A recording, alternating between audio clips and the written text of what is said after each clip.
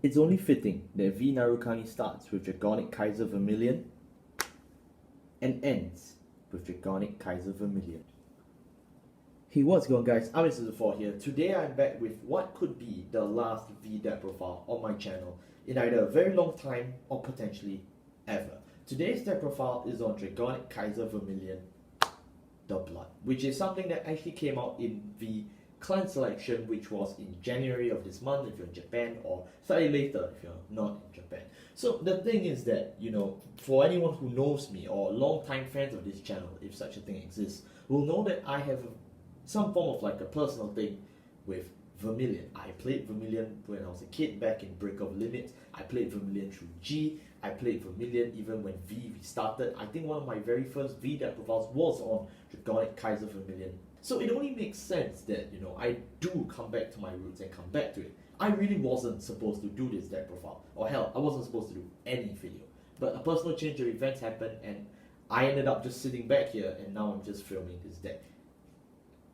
Really, I am kind of lost for words that it's still really nice that we actually have the Blood back again. So I intend to give it the best shot I have. I have done my fair share of playtesting this deck, playing this deck now.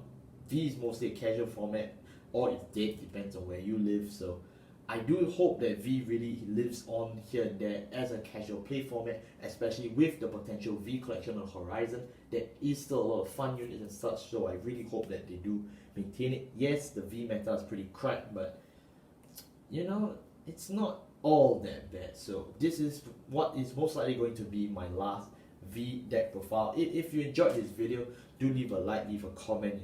I do intend to touch on some D content very soon. There is going to be quite a lot of D decks that I will film and put on this channel, so do look out for that. Starting off our grade 3 lineup, we have 4 copies of Dragonic Kaiser Vermillion the Blood, 4 copies of the original Dragonic Kaiser Vermillion, as well as 4 copies of Bread Arrow Dragon. Now, instantly at first glance, you would think, hey, this doesn't look like a list I've seen before, and you would be right. This list is not like lists you've seen before on the internet, especially for Dragonic Kaiser Vermillion. Something I would really beg everyone to keep in mind when watching this video is that Vermillion only has 3 cards of actual support to make the deck. Vermillion is a card that's existed since the start of V, but we only have 3 supporting cards, which is the Blood, Spark Arrow, and Thunder Variant. This is strictly a 3-card support. I'm going to zoom my camera a bit. Okay. It's strictly a 3-card support, so you need to keep that in mind when actually building the deck. Most of these cards in this deck are going to be A, generic cards from a past set, or B, cards that were just decently good enough and could make it in. So that is something you need to remember when building around the Vermillion core. Really, the core doesn't really change because it's quite obvious what it does. Well, let's start actually with the Blood. The Blood has 2 skills. The Blood's first skill is you counter plus 1, choose 1 card from your hand and put it into the soul. You get plus 5,000 power and plus 1 drive. So it actually nets off pretty well. You lose a card, you gain a card, fair enough. And you also gain the ability to attack all units in your opponent's front row. Basic Vermillion Thunderbolt, or for the Blood, it's Vermillion Catastrophe. Then after that, if the card you put into your soul was Dragonic Kaiser Vermillion, this unit gains 10,000 power and plus 1 crit. So now you easily see that the Blood is able to cater between both itself as well as base Vermillion. You want both of them. You want the Blood as your vanguard and base Vermillion in your hand as a put-in soul target. It's not bad. Second skill is where it gets really flavorful though. Soul Blast 1 Kaiser unit. Now, what is a Kaiser unit? A Kaiser unit is actually the name of the keyword for the Dragonic Kaiser Vermillion deck, because we actually have had cards that belong to this archetype not with the Vermillion name. Yes, Vermillion is not the name of this archetype, it's actually Kaiser. In Fighters Collection 2015, we were introduced to Dragonic Kaiser Warning, which was like the first time we've had a non-Vermillion Kaiser unit, and that's why the archetype is called Kaiser. So Soul Blast 1 Kaiser unit, but in V it's basically just this guy, so it's not that hard, I would assume. So you Soul Blast 1 Kaiser unit, and then after that you instantly get plus 1 drive, but then at the end of your turn you take 1 damage. This is where you get to see the real flavor of the blood, which is something I say not even the original managed to capture. So props to Bushiroad on it. The blood in the lore sacrificed his life. He put everything on the line to attain large amounts of power in order to defeat his enemies, but eventually he did die. This is in the same way the same thing. You just remove from your soul all cards with the, or as many cards as you want with the Kaiser keyword, which is really, it's a one-time act because there is no way you can actually put the Kaiser units back into the soul, and we will explain on that later on. So he does that, he just goes out with so many drives, just swings, and then after that he will just die at the end of the turn. It's really a huge risk it, huge finisher. It's not very good either, but it's not very bad, which is why this deck was even made. How can we capitalize this suicidal final rush, truly a final rush of Vermillion to the best of its abilities? So that's what we're here for. Moving on, we also have 4 copies of the base Dragonic Kaiser Vermillion, as it's pretty clear you need this in your card as well. The skill is Counterblast 2. This unit gets 5,000 power and the ability to attack all units in the front row. If there are less than 2 units in the front row, he gains the crit instead and loses that second ability. So it's either remove your opponent's front row or plus a crit. The 5k is just given. CB2 honestly is not that bad because in this deck we are very CB light. You notice that this is actually a deck that is nearly virtually impossible to deny, which is great because, you know, who likes to be CB denied?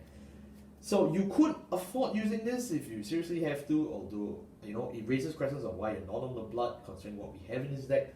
But really, it's not that bad. But anything more than the usage of one of this in terms of the skill, you've pretty much lost this game. There is no way you can gain back the amount of tempo you lost from that. So just keep that in mind. Moving on, I have to move all the Kaisers out of the way for this one. Our last grade 3 is Bread Arrow Dragon. Oh, the screen got a bit clear. Bread Arrow Dragon. Now, Bread Arrow Dragon was released in BT05 along with the Great Gauntlet Buster Dragon. But at that time, this card was like, you don't remember this card, most people, because it's like, what the hell is this? Bread Arrow Dragon has 2 skills, which I'll explain now. The first skill is, if you're on an additional rearguard circle, this unit gains 5,000 power, which you'll be wondering, additional rearguard circle, what's that? It means Excel. And the thing is that, at that time, or at least back in 2019, Excel generation is, you know, not that easy. So really, you couldn't afford to play a literal 4 off. You know, it's more like 1 or 2 off if you wanted. Even, I mean, I remember playing 2 of this in Dragonics, and I think that was it. So really, people don't remember this card. It's, at least till now, where it's found a home in Vermillion. And why is that? Vermillion actually is a seriously disgusting Excel generation engine. Contrary to popular belief, you may be saying, oh, you know, Vanquisher can generate Excel markers. Yes, that's true. Vanquisher pulls out Excel markers. I can't use shit because it's not that family friendly, but he can pull out the Excel markers, you know. But Vermillion is different. Vermillion can also do the same, which is something really odd. I mean, it's not something you would expect, but hey, that's just the way it was designed. So let's make the absolute best of it, you know. Since you have so many Excel markers, we can afford playing a lot of this. And it still becomes a 22k beater with the draw because of XL2. So it's not that bad. The second skill is where it really lies. The second skill is, when it attacks, it seals off auto abilities. This means that you can't perfect guard the attack. So instantly there is no way to PG. You can use crit sentinels though, if you somehow play against crit sentinels. This also means that you can't use stuff like your G-guns. You know what's a G-gun, right? Yeah, you probably can't use them because most of them have, you know, auto skills. There are some that don't have auto skills, I think, but most of them do. So most of them are basically screwed over. So that's just a quick prim application. But beyond that, this card is really good because this is the way you win with Vermillion, the blood. If your Vermillion attack has been guarded, which it most likely will be when you go in with all those drive checks, just pass everything to Bread Arrow, let it go, you win.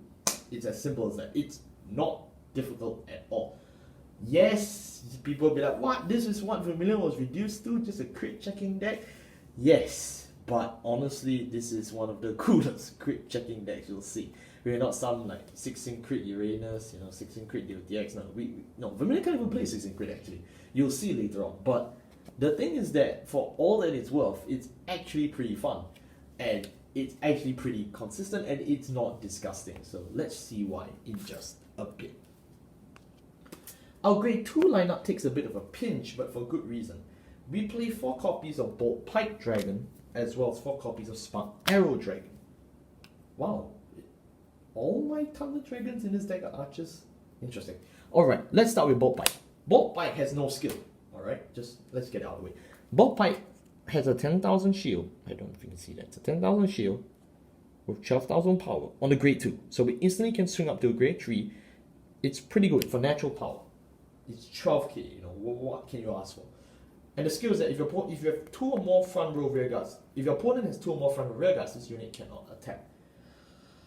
Really, it's quite hard to gather so many on an early step, so it's hard for you to actually be denied of your Vanguard swing if you ride into this. Defensively, it's pretty good. It's a 10k shield, it's a 10k Vanguard. What can you really ask for? And honestly, as a rear guard, you never have to worry about your opponent having 2 more rear guards because you have Vermillion. Vermillion is just an archetype where you just constantly keep swinging into your opponent's front row. It's the basic of what they can do, so you will never have to worry about actually not attacking. Now, some of you may be wondering, but why this guy? Why not play something like, you know, Recklessness Dragon, Voltage Horn, or even stuff like Cho, you know, Death Scythe? Why this guy? First of all, it's a 10k shield. And Vermillion doesn't have a lot of draw power outside of the Excel. So every piece counts in terms of defense, and the 10k shield helps more than you would guess. Secondly, it's a 12k body. So offensively and defensively, it's still always going to be a benefit. Yes, stuff like Death Scythe gains 5,000 power even without the bind, so it's not reactive, unlike stuff like, you know, Voltage On. But the thing is that it's 14k on your turn, and then it goes back to 9 on their turn, and to make it even worse, on the Vanguard, it doesn't even get this 5k boost. This guy is just constantly at 12. Cho-Oh is just another planet altogether. Cho-Oh gets no power whatsoever. It has such good skills, but because it has no natural power itself, and the fact that you need to swing with Cho-Oh first before you swing your Vanguard and use the skill, it becomes effectively useless in Vermillion because you want Vermillion to make the first attack. That's how you really push it through. You want Vermillion to strike first, sweep the front row, strike the Vanguard, and then get everyone to start jumping on board. You don't want Cho-Oh to start running in first and then Vermillion because it just screws up the attack pattern, firstly. Secondly, the Cho attack is going to be super weak, and the restand's not even worth it at this point, so, you know, why? And thirdly, if he has an intercept, he can just intercept with it, and then the Blood's whole point of attacking the front row is just instantly gone. So, really, there is no actual point for most of the other options. I would say from the bottom of my heart that Martial Arts Dragon is the second closest thing that could be played in this deck. I really like Martial Arts. It's really a good card in my opinion. As a generic Narukami card even, I would say it's the best generic Narukami card in VBT 12 hands down. But the reason why you will not see him in this list is strictly because of space. Honestly, if I could play an extra 4 cards in V for some reason, it's going to be Martial Arts. And of course, the next card is the compulsory Spark Arrow Dragon. Spark Arrow Dragon is a very simple effect. Activated skill, Soul Blast 1. Alright, you Soul Blast 1 and retire this unit. If your Vanguard has the name Kaiser, with the Kaiser keyword, search your deck for 1 card with Kaiser, the same keyword, and then you superiorite it. And then after that, you choose your Kaiser Vanguard, the new one of course. Any unit that is retired as a result of a battle with this, the target is bound. The skill can only be used by a unit of the same card name once per turn. So it's hard once per turn, there's not that much stacking. It's pretty consistent though, and there's even a searcher for this guy. So I guess it's not that bad. And if it's any consolation, the fact that they changed the attack target to bind, it really saves Vermillion in my opinion. Because most people who played Vermillion through G and V will know that Vermillion's strategy of constantly attacking the front row and retiring them is not in synergy with modern Narukami's bind. So Spark Arrow changing attack targets from retire to bind is actually a huge lifesaver for Narukami as a whole. For Vermillion as a whole, I would dare say that Spark Arrow is probably the one card that allows this deck to live into premium, because of the fact that now you can manipulate all the funny stuff like, you know, Thunderstrike and whatnot. You actually have access to that thanks purely to Spark Arrows. So really, that's one thing. Secondly, of course, you get to ride Kaiser Vanguards. So not only do you get XL generation twice per turn, you also stack the number of Kaisers in your soul, which, if you would remember a few minutes ago, is really important for the blood. So moving on to our grade 1 lineup is where it gets slightly interesting, but kind of not original. We get 4 copies of Thunder Valor Dragon, 4 copies of Mighty Bolt Dragoon, 4 copies of the Rising Phoenix, and 1 Lizard Soldier Rikki. I have to address Rikki instantly because I know this is probably the one that people are going to be like, what? When I finished building this deck, or at least after my multiple rounds of testing, there was one slot, just one slot free in my deck. And so you would say, why not throw in, martial arts, since you just said martial arts is a card. But the thing is that, first of all, I still needed some way to reach the back row once in an extreme blue moon. And secondly, I would prefer grade 1 since it's still a 10k shield. And so Lizard Soldier Rikki was the next best option. I know Bolt Capture exists, but Bolt Capture has to be in the same column, and then you move 1 unit, whereas Rikki is just globally place it anywhere. You Soul Blast 1, you instantly just affect every column except the center back row of your Vanguard. It's a reason why this card was a staple in Dragonic decks in V Narukami all the way until VBT05, which is not very long, but it does say something about the card, the fact that it could stay a staple throughout the entire Wave 1. Really, I still think it's not bad, which is why it still gets that one-off slot. You could probably play something else like Desert Gunner Gaiban, but to me, strictly because I don't want to waste Vermillion's potential of swinging at the front row, this is unlike Thunderbreak Dragon, where it builds in the already CV1 rearranged opponent's board. So you kind of have that already given to you, but Vermillion doesn't have that. So we kind of just have to make do. One, because like I said, this deck's really not very bothered about constantly sweeping the front row like a Thunderbreak deck. It's really just here for 1-2 turns and boom, kill them. If not, kill yourself. So 1 Rikki, I think, is fine. We also play Rising Phoenix. Rising Phoenix is quite obvious because thanks to the great Spark Arrow Dragon, your attack targets change from retire to bind. So why not just use the most free card in Narukami, which is Rising Phoenix. Mighty Bolt, I do not have to explain. First of all, his ability synergizes when the opponent's unit is bound. Spark Arrow. You can see, really, I don't have to elaborate why this really fits together. And of course, it's a grade 3 searcher. The grade 3 searcher helps because you do want as many Vermillions in your hand, you want the blood, and this is why we also play 4 of Spark Arrow. So we always have them just shoot, killing the opponent's Vanguard. It's really quite holistic that the grade 3 searcher can be used to search out all the key pieces for this deck. Well, not all. There is one key piece it can search, which is, of course, Spark Arrow. So who would search Spark Arrow? Well, it's simple. This guy, Thunder Valor Dragon. For those of you who remember Crown Holder Dragon back in 2015, I just want to say congrats for being old, just like me. Thunder Valor Dragon has 2 skills. First is, whenever your Vanguard's attack hits, okay, it gains 5,000 power. This is a rearguard only skill, but you must keep in mind, when your Vanguard's attack hits, there is no specification for the Kaiser keyword, which means on turn 2, you can actually turn this into a 13k beater, or booster even. Secondly, it does not have to be hit an opponent's Vanguard. Every time your Vermillion kills a rearguard, the Vermillion, the blood, base Vermillion, that's not base Vermillion, I'm very sorry, base Vermillion, it really doesn't matter. As long as your opponent's Vanguard comes into contact with something and hits, you instantly just get the plus 5k for free. Very similar to Crown Holder, the card I just mentioned just now. But there is one more catch to this card that we have to bring up. When placed, look at the top 5 cards in your deck, search for either Dragonic Kaiser Vermillion, the base, or Spark Arrow Dragon. And so you may be wondering, oh, that's so cute, it ties up the whole support together. You get a searcher for your XL generator, you get a searcher for a relatively decent grade 3 right target, as well as something that you really want in your soul or hand so you can turbo the blood, you know. So it really just comes together. The only thing is you have to discard a card if you do search.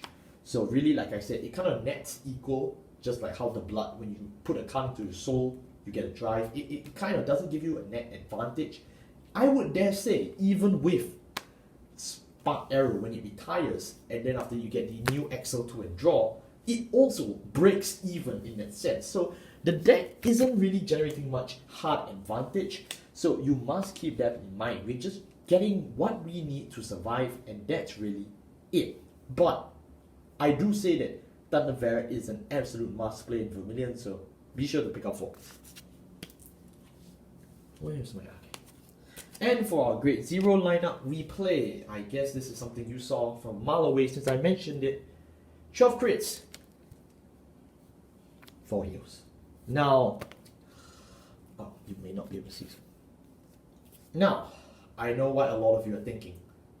Why not play 12 crit for draw? The thing is, we actually do need the heal. I know draws are important, but we actually do need this heal.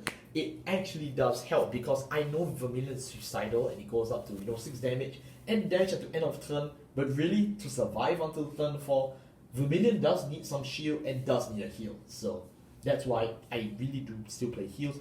As someone who has played, 12 front 4 draw God Hand, it still kind of sucks when you get your 6 damage and you know for a fact it's just not a heal. So, but that really beyond the side, Vermilion can afford to play for heal. If Vermilion, I know Vermilion has a 16 crit variant, but I really just don't feel it's worth it because, at the end of the day, you still need to check a yellow colored card no matter what it is. And even if you have 8, 9, 10, 11, 12, 13, 14, 15, 16 drive, it doesn't mean that every card you check is going to be a yellow. Albeit if you go up to about 15 plus drives, you're probably winning by then. But Vermilion ideally goes up to 8 drives during turn 4, which is great, but it's not a lot. So that's why even though you have 16 crits versus 12 crits, really the area of what you're dealing with is not that much. Plus, by turn 4, your opponent should ideally be at 3 to 4 damage. You shouldn't be looking at a 1 to 6 0 in. You should have been applying damage this whole turn, this whole game. So it's not that bad to still play 12 crit. Plus, you're already swinging with the blood who would most likely have 2 crits. The crits really is for this guy. You just want to stack the crits onto Bread Arrow if Vermilion's attack doesn't hit. Then you shoot him from afar, no PGs, no G-guards, die. So really that's how this deck works. It is, yes, a big 1 turn finish, but it's not that bad. Plus with 12 crits, it means every drive check you do from turn 1, turn 2, turn 3, all the way up to your big turn 4, any trigger that's not a heal is going to be a crit. So like I said, you asking to reach 3 to 4 damage by turn 4, it's not impossible. So that would normally be it for my deck profiles. This is the end of the V segment. But I have to cover premium applications for people who actually like this deck and want to continue playing this deck in premium. I have to instantly address this guy. Dragonic. Yes, this guy is a must play for this deck. It's pretty obvious why. If you drive check this thing, you stand the Vanguard. If your blood has 8 drives, stand it again. Let's go. Really too good. There is no excuse not to play this, really. No excuse. That is one of the premium applications, but other things you should take note are your generic Narukami stuff. Stun vs Dragon, which really is the heart of Narukami Premium, the reason why this deck's still alive. Bulwark does help, for every 4 cards you have bound. He retires one of your opponent's resting rear guards, and he also gets, I think, a whopping 10k shield at Thunder Strike 3. That means you have 3 cards bound. You have this guy, really good, You flip one of your G guards. If you have less rear guards your opponent retires 2 of his rear guards, which could really put a dent in his offensive combo, so that's really cool. As I mentioned before, we also have Dragonic Kaiser Warning, just in case you don't feel ready to go all in with the Blood's finisher, but you would like to sweep the board and have some board clear and magic numbers and nostalgia. Just use that guy. He's still a must play for Dragonic Kaiser decks. Albeit I played it too for my premium deck, but honestly, it's not a concern. So, yeah, actually, that covers it. I forgot to mention this deck. Yeah, it's a master play. So, that actually covers it. That's really it. This is Dragonic Kaiser Vermillion. My overall thoughts for this deck are really simple. It's not the best, but it's not the worst. Narukami has had its share of insanely good and insanely bad throughout the entire of V from start to finish. And really, this is something that started off really bad, at least to most people. I still enjoyed it. Now it's just better. And you know what they say? It can only get better. So this is honestly a deck that I have so many memories with, something I really enjoy personally, which is why I had to make this one of my potentially last V or even my last videos, in my opinion. So thank you all so much for watching this video. Like I said, I do intend to put out D content, so please just be a bit patient with me. I am waiting for my D stuff to arrive. I'm waiting for some playtests to finish. I want to put out good content for all of y'all, so if I can. Also, I have a lot of personal things back in my life. For those of you who personally know me, you know that. So, it's not easy being me or being any one of you. So, please stay healthy, especially the whole virus thing and whatnot. So, whatever you're going through, stay strong. The Blood put himself out to the very end to finish what he had to do. I really wish I could do the same. Thank you all so much for watching, and I'll see you all next time. Who knows? Maybe it's Eugene.